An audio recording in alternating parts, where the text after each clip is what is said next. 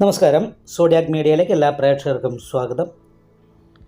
മീനശനി ഇടവവ്യാഴം 1200 കൊല്ലവർഷം മീനമാസം 30 ഞായറാഴ്ച ഉദയാദി 50 നാഴിക 20 വിനാഴികയ്ക്ക് ചോതി നക്ഷത്രവും കൃഷ്ണപക്ഷ പ്രതിപദ തിഥിയും പന്നിക്കരണവും വജ്രനാമ ചന്ദ്രാർക്ക യോഗവും കൂടിയ ദിവസം തുലാക്കൂറിൽ മകരലഗ്നത്തിൽ പൃഥ്വിഭൂതത്തിലാണ് ഈ വർഷത്തെ മേഷ വിഷു സംക്രമം വരുന്നത്. അവിട്ട നക്ഷത്രക്കാരുടെ വിഷുഫലപ്രകാരം കുറച്ച് അനാവശ്യമായിട്ടുള്ള ചെലവ് വർദ്ധിക്കാനുള്ള സാധ്യതയാണ് കാണുന്നത്. ചെലവ് ചെയ്യുമ്പോൾ വളരെ ശ്രദ്ധിക്കണം. കാരണം 2 രൂപ കയ്യിൽ വന്നാൽ 3 രൂപ ചെലവ് വരുന്നൊരവസ്ഥയാണ്. അപ്പോൾ അനാവശ്യമായിട്ടുള്ള ചെലവ് വർദ്ധിക്കുന്നത് കൊണ്ട് തന്നെ സാമ്പത്തിക ഞെരുക്കം പോലെയുള്ള കാര്യങ്ങൾ ഉണ്ടാകാനും ഋണബാധ്യത ഉണ്ടാകാനുള്ള സാധ്യതയാണുള്ളത്. അതേപോലെ തന്നെ അടവുകളൊക്കെ ഉണ്ടെങ്കിൽ ചില സമയത്ത് അടവുകൾക്ക് മുടക്കം വരാനും അതുകൊണ്ട് മാനസികമായിട്ട് ടെൻഷൻ അടിക്കാനും സാധ്യതയുണ്ട്.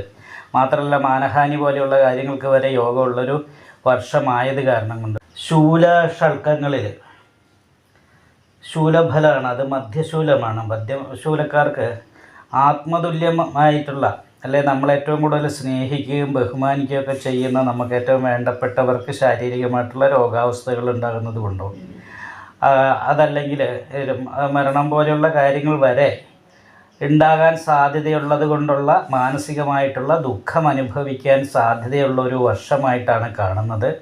അതുകൊണ്ട് തന്നെ പ്രത്യേകമായിട്ട് ശ്രദ്ധിക്കുകയും പ്രാർത്ഥിക്കുകയൊക്കെ ചെയ്യേണ്ട ഒരു സമയമാണ്. അതുപോലെ തന്നെ പ്രധാനമാണ് അനാവശ്യമായിട്ടുള്ള സഞ്ചാരം, യാത്രകൾ കൊണ്ട് ശാരീരികമായിട്ടുള്ള ക്ഷീണം ഉണ്ടാകാൻ സാധ്യതയുള്ള ഒരു വർഷമാണ്. അപ്പോൾ നമ്മൾ പ്രതീക്ഷിക്കുന്ന രീതിയിലുള്ള ഗുണം യാത്രകൾ കൊണ്ട് കിട്ടാതെ വരികയും സാമ്പത്തികമായിരിക്കുന്ന നഷ്ടവും ശാരീരികമായിട്ടുള്ള ക്ഷീണാവസ്ഥയും ഉണ്ടാകാൻ സാധ്യതയുള്ള ഒരു വർഷം കൂടിയായിട്ടാണ് കാണുന്നത്. പിന്നെ അവിട്ട നക്ഷത്രത്തിന് 2 കൂറാണ്. അവിട്ട നക്ഷത്രം മകരക്കൂറും ഉണ്ട്, കുംഭക്കൂറും ഉണ്ട്. അപ്പം മകരക്കൂറുകാരെ സംബന്ധിച്ച് ഇപ്പോൾ ദൈവാധീനം ഉണ്ടെങ്കിലും 6ലേക്കാണ് വ്യാഴം മാറുന്നത്.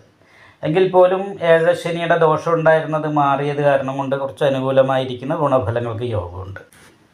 കുംഭക്കൂറുകാർക്ക് ഏഴശനി തന്നെയാണ്. എങ്കിൽ പോലും ലാസ്റ്റത്തെ സമയമാണ്. സാമ്പത്തിക ഞെരുക്കം പോലെയുള്ള കാര്യങ്ങൾ ഉണ്ടാകാനുള്ള സാധ്യതയാണ് കൂടുതലുള്ളത്. പക്ഷേ എങ്കിലും ചാരവശാൽ 5ൽ വ്യാഴം സഞ്ചരിക്കുന്ന ഒരു സമയമാണ്. അപ്പം ഫലത്തിൽ അവിട്ട നക്ഷത്രത്തിന് പൊതുവേ കുറച്ചൊരു കാര്യതടസ്സങ്ങൾ അനുഭവിക്കാൻ സാധ്യതയുള്ളൊരു വർഷമാണ്. നന്നായിട്ട് പ്രാർത്ഥിക്കുക. നിങ്ങൾക്ക് ഈ വീഡിയോ ഇഷ്ടപ്പെട്ടാൽ ലൈക്ക് ചെയ്യുക, നിങ്ങളുടെ അഭിപ്രായങ്ങൾ കമൻറ്റ് ചെയ്യാം. ജ്യോതിഷവുമായി ബന്ധപ്പെട്ട കൂടുതൽ കാര്യങ്ങൾ അറിയാൻ ഈ ചാനൽ സബ്സ്ക്രൈബ് ചെയ്യുക. ഞങ്ങളുടെ ഓൺലൈൻ കൺസൾട്ടൻസി നമ്പർ താഴെ ഡിസ്ക്രിപ്ഷൻ ബോക്സിൽ കൊടുത്തിട്ടുണ്ട്. ആവശ്യമുള്ളവർക്ക് കോൺടാക്റ്റ് ചെയ്യാവുന്നതാണ്.